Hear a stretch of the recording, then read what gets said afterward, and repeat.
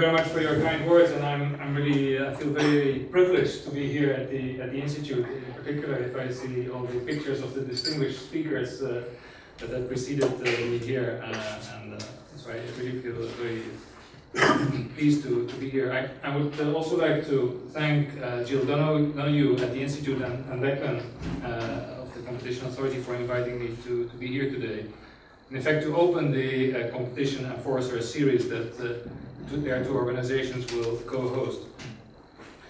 As Declan has said, these seminars will feature leading practitioners and academics, as well as members of competition authorities from around the world.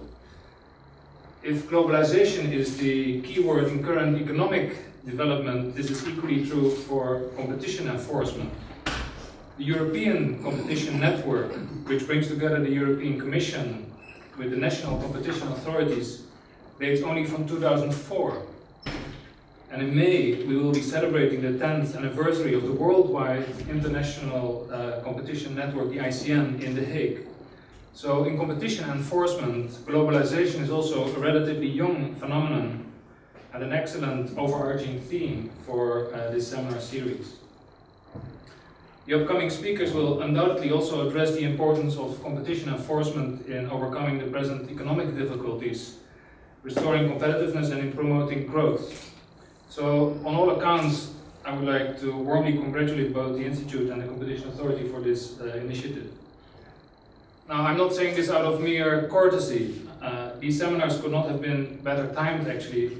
Many of the national economies in Europe, and in particular that of Ireland, have suffered and continue to suffer from the financial crisis. We are all working very hard to put this crisis behind us, and there is no doubt that we need to use all the assets that we have at our disposal if we are to return to a period of economic prosperity. Competition policy and vigorous competition enforcement are such key assets, and we must use them to their maximum potential. And this brings me to the three topics that I would like to touch upon today and which are intertwined.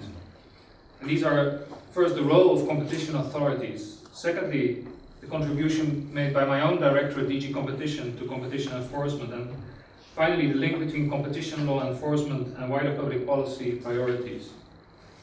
So let me start with the first theme, which is really a plea in favor of the crucial role that competition authorities play. In my speeches, I frequently talk about the importance of competition policy for creating the right environment for growth and innovation. Competition policy is the basis for keeping markets undistorted and for providing legal certainty to business operating in the internal market, which is what we are looking after. So having clear competition rules is really a necessity, it's not a luxury. And indeed, the rules are important, but the rules are meaningless if there's no one to enforce them. This is why I want to highlight the role of competition authorities. It is on their shoulders that lies the responsibility of efficiently investigating and deterring those who distort competition and who make our livelihoods more expensive or who leave us as consumers, because we are also consumers, with less choice. And throughout the last 2 years, the years of the crisis, we have heard some voices argue that we should close our eyes in the face of some of these distortions because the economic conditions were too harsh. But on what basis should we do this? And what effect would closing our eyes have had on the budgets of families that were already tightening their belts? Well, those households would have paid higher prices for products and services of lower quality. And we could simply not accept that, especially during the unprecedented crisis that struck Europe.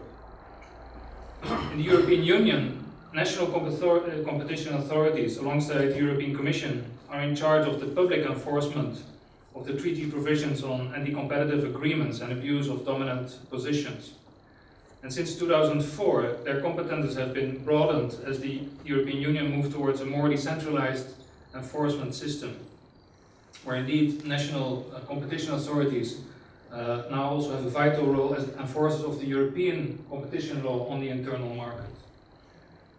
And the national competition authorities are also the trusted advisors to their governments and legislators, helping promoting strategies that foster a competition culture in their jurisdictions. And I'm really proud to say that the European Competition Network that brings together the Commission and the national competition authorities has withstood the calls to relax competition rules during the crisis. And I can tell you that these calls were very strong. We have all continued to enforce these rules rigorously, and I will give you a few examples in my presentation today. So we have not relaxed the rules, but we are still under heavy pressure. Governments in Europe almost universally have to consolidate their finances and to refill their depleted coffers. We hear of budgetary constraints and cuts every day. At the same time, we as competition authorities are expected to deliver top-class results quickly, but with less staff and less means. And this is why I wanted to recall at this first seminar the importance of competition authorities being adequately equipped for their task, whether in terms of effective enforcement mechanisms, efficient structures, or indeed adequate resources. Clearly, they must also be allowed to act in an impartial and independent manner. Such means for effective and sustained operation must be guaranteed, especially in times of budgetary constraints. Competition enforcement is always a sound investment, and it outweighs its costs. The returns come through more efficient and innovative markets. Indeed, competitive markets contribute to a faster adjustment to the new economic conditions and therefore to economic recovery and a better livelihood for households. And competition enforcement protects consumers and competitive firms against anti-competitive practices that can worsen economic hardship. Last November, the heads of all the European competition authorities met in Brussels. And we signed a resolution that calls for our authorities to be endowed with the appropriate infrastructure and the required experts to fight competition law infringements. Moreover, the resolution recalls that the authorities must also be in a position to fully cooperate within the European competition network and other relevant international fora so as to jointly address competition problems and improve global convergence. And in Ireland, under the leadership of Declan, you have an excellent pool of experts that work for the competition authority. Unfortunately, as Declan has said, they are down by 1/3 in terms of staff, and this is why they can only afford to work on high priorities at the moment. And despite economic hardship and budgetary pressure on their organization, they are dedicated to the work and reach tangible results. Take, for instance, the recent case concerning the Beef Industry Development Society that Declan already mentioned. This was a case that lasted for 8 years. The competition authority fought in all instances from the High Court to the European Court of Justice and back. It was pleaded throughout that a particular scheme entered into by the beef processors was anti-competitive. The BITS agreement entailed that major players in the industry would agree to pay those players who would voluntarily leave the industry. And in return for the payment, the leaving players would decommission their plants, refrain from using the associated lands, and sign a 2-year non-compete clause with regard to processing anywhere in Ireland. The Competition Authority viewed the BITS scheme as incompatible with both the Competition Act here in Ireland and Article 101 of the Lisbon Treaty, and they took legal action already in 2003. And the case went all the way to the European Court of Justice that estimated that the kind of arrangement at issue constituted a restriction of competition by object, and these are the strongest forms of restriction of competition within the meaning of Article 101 of the European Treaty. And the case was then remitted to the High Court in order to assess whether the agreement could fulfill the conditions of the third paragraph of Article 101 of the treaty, which has the conditions for such restrictions to be nevertheless acceptable, and these conditions are very tough. And during the High Court proceedings, and this was a very interesting feature in 2010, the European Commission intervened as an amicus curiae, the friend of the court, by making some observations on how this third paragraph of Article 101 applies to crisis cartels in general, referring also to its guidelines on this article, which were already published in 2004. And so, as DG Competition, although we took a very neutral stance in this amicus curiae, which was of a general nature, we were very pleased to hear that in January the beef professors finally withdrew their claims and that this saga could be brought to an end after so many years. And this was a victory for the Irish Competition Authority and also for, I would say, Irish consumers, as collusion between competitors ultimately harms consumers. As background for the work of the Competition Authority, it is also important to highlight the need to improve Ireland's cost competitiveness in order to tackle the current difficulties. And this has been equally recognized in Ireland's commitments in the EU-IMF Memorandum of Understanding. Structural reforms focusing on increased competition in sheltered sectors of the economy are outlined as part of the way forward. This is an opportunity to be seized in order to promote competition in all sectors of the economy. And the work carried out by the competition authority thus has a substantial role to play in achieving the exit from the crisis and a return to sustainable growth. And as Declan has put it in the authorities' activity report for 2010, it's clear that improving the country's competitiveness is the key to ensuring that future generations can enjoy the levels of opportunity and prosperity that Ireland has seen in the past. Now allow me now to say a few words on the challenges that my own Directorate DG Competition has faced over this last year, which was also my first year in office. Also for us in Brussels, 2010 has still been marked by the financial crisis, and the European Commission's first priority has been to work collectively towards putting it to an end. State aid policy in particular has played an important role throughout the crisis. Through our swift decisions on state aid to banks, sometimes taken in 48 hours throughout the weekend, we helped reduce distortions of competition, and we contributed to avoiding a chain collapse of financial institutions across Europe. Over the last months, we also focused on gradually preparing the ground for an exit from the exceptional crisis-related state aid regime that we put in place with special rules. In general terms, and market conditions allowing, because they are still fragile, banks should not rely on state support for longer than what is absolutely necessary. And here I would like to briefly refer to the difficult situation in Ireland, as unfortunately the Irish banking system has been one of the most affected. The funds made available under the EU-IMF program to directly recapitalize and downsize viable banks will be a key element to revert to normal market conditions. We therefore fully support the restructuring of the Irish banks as foreseen under the program. The viability of these institutions is the first objective of the program and a core requirement from a competition law perspective. In this context, it's more important than ever to limit distortions of competition. Indeed, in the context of the program, Irish banks will submit restructuring plans setting the path for return to normal business. And we are in constant discussion with the Irish authorities on how such restructuring should foster competition. And although it's still too early to have a final view on the restructuring of the banks, we will make sure that competition in the banking sector will bring benefits to Irish consumers in the near or medium future. For example, Bank of Ireland, which has already committed to a number of measures, committed to open up competition from 2012 onwards, through offering certain services to its competitors and facilitating customer mobility. The Irish banks were not the only ones to be rescued. Altogether, the European Commission has adopted 32 bank restructuring decisions so far, and there are still more to come. We are now taking stock of the lessons learned during the crisis, whether by the Commission, the Member States and the stakeholders, and we will translate this experience into revised permanent guidelines on state aid for rescue and restructuring firms in difficulty in the financial sector. And these should replace the temporary rules that are currently in place. We hope to be in a position to issue new permanent guidelines for the rescue and restructuring of financial institutions by the end of the year.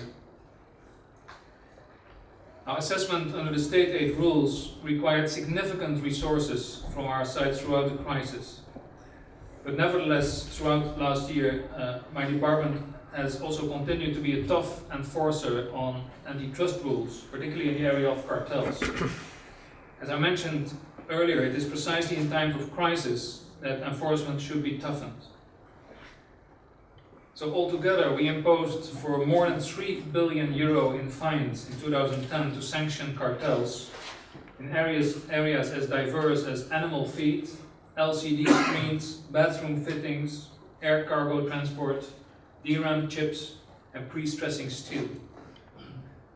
The high level of these fines reflects the duration and gravity of these infringements, which were serious and in some cases last for more than 30 years.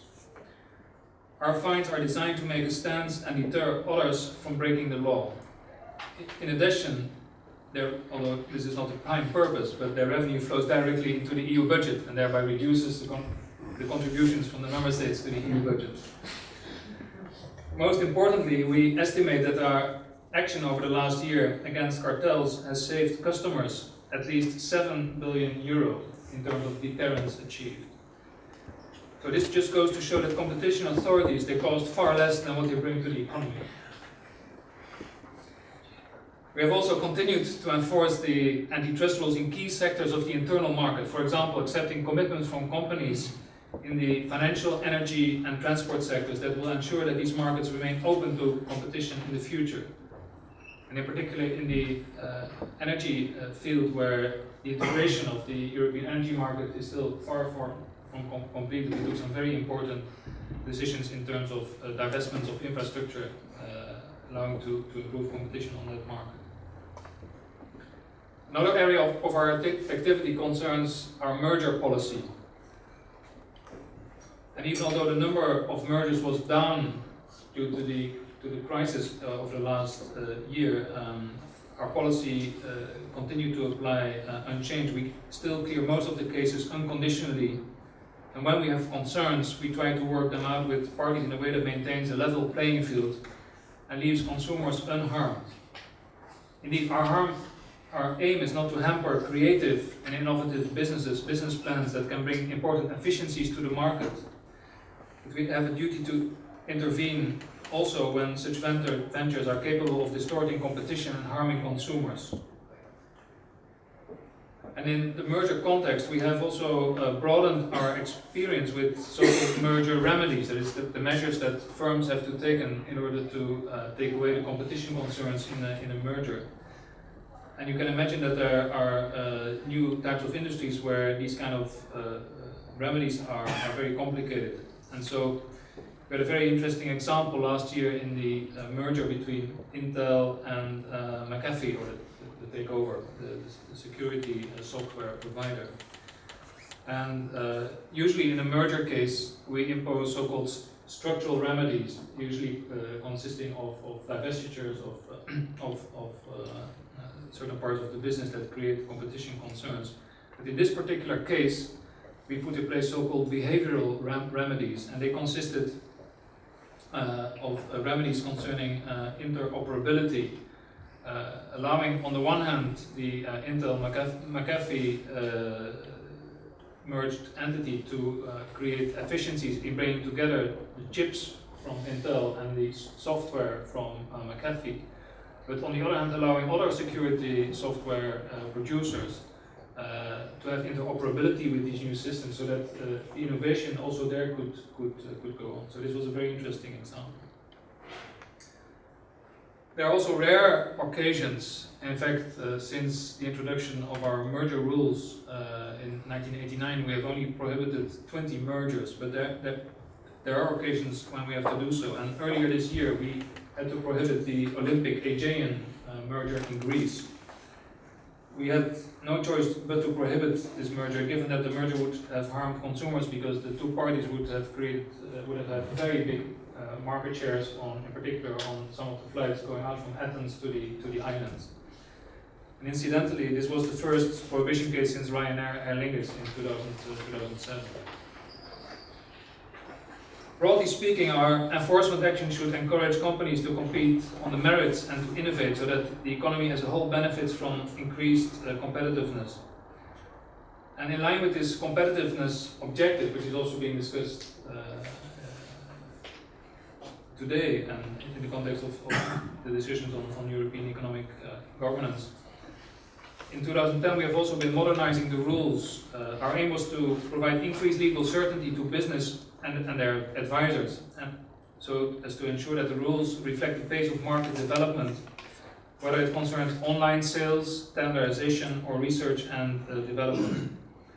And so what we did last year, we updated our rules, our guidance on cooperation agreements between competitors, the so-called horizontal agreements, and also those on agreements between manufacturers and distributors, so-called vertical agreements.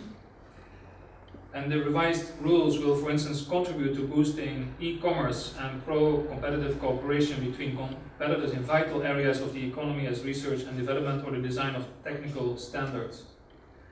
And these revisions are important because they aim to facilitate innovation, and which in turn will foster growth and provide consumers with better and hopefully cheaper products and services. Indeed, according to our new rules, any producer cannot prohibit a distributor to sell its products online. That is no longer possible, although certain conditions may be attached to this. And this brings me to the third topic and last topic that I wanted to mention today, which is the link between competition policy and the priorities that we have commonly agreed for Europe in the coming years. I think if you will agree that if there's any people that have learned throughout time how to turn hardship into a better future, it's the Irish people. And actually I'm also of Irish descent, and a very remote part of my ancestry.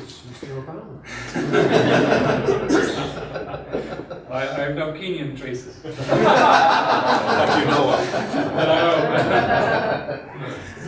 And I think this is an example that we should also follow at European level in this difficult economic period, and we have to use it as a stepping stone to build a more competitive Europe. And that's why the European Commission has made proposals to improve European governance. They started off this year in January by the first annual growth survey. This marked the launch of the European semester that's currently taking place, which introduces a European dimension into national budgetary and also economic policy making. And this will help member states to keep track of their progress towards meeting the objectives that have been agreed together under the EU 2020 program. And as we speak, heads of state and government are discussing the new economic governance for Europe at the European Council in Brussels. Now, this annual growth survey sets out 3 priority areas. One is macroeconomic stability, the second one is structural reform, in particular labor markets, and then the third one, which is the most relevant, are measures to enhance economic growth, and that's the most relevant from a competition perspective. Indeed, by unlocking the potential of the internal market, competition policy can allow businesses, whether it's established ones such as agribusiness, for instance, but also startups or SMEs, to turn innovative ideas into products and services that meet the demand of a globalized market. So by increasing competitiveness on the internal market, these businesses will also be strengthened and able to take on international competition. And this aspect of the internal market is sometimes not well understood, the fact that by creating this competition on the internal market, we also create the competitiveness of our firms on a worldwide scale.